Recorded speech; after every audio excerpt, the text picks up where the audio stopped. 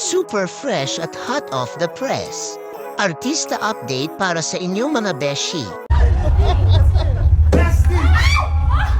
Oh my God! Blessings in the house! Araw! Gabi! At sa insekta! Ang sipag talaga ni Kim Chu.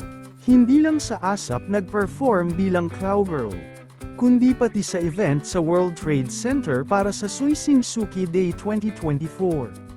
Grabe, walang kapaguran.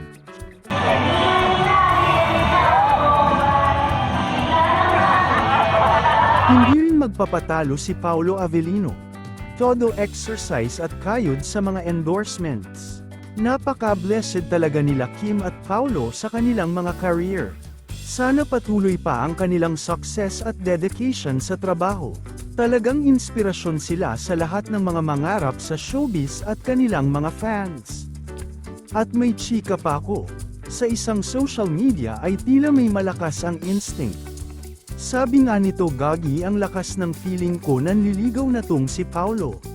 Madalas tama pa naman instinct ko. Comment down below kung ano ang sa inyo dito.